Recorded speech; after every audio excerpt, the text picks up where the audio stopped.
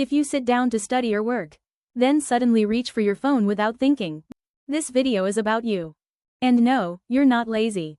Your brain is overstimulated, and nobody warned you. You try to focus. You genuinely want to do better.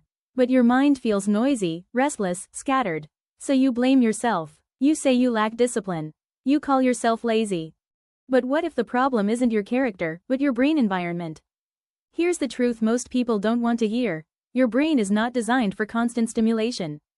Short videos, notifications, music, multitasking, they train your brain to crave quick dopamine. So when it's time to do something slow, like studying, reading, or thinking, your brain panics. Not because you're weak, but because it's overstimulated. This is why motivation doesn't last.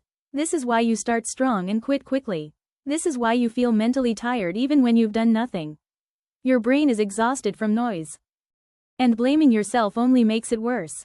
Let me show you a realistic reset for your brain focus, not something dramatic. Step 1. Stop trying to focus for long hours. Your brain can't handle that right now. Step 2. Do 10 minutes of one task. Phone away. No music. No switching. 10 minutes sounds small, but it rebuilds trust with your brain. Step 3. After the 10 minutes, stop.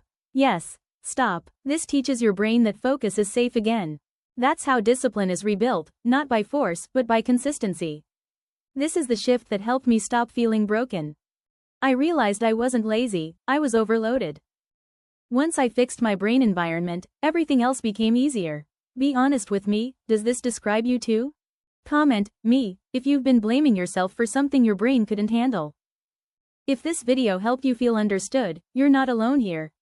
This channel is for people rebuilding their mind, one step at a time. See you in the next video.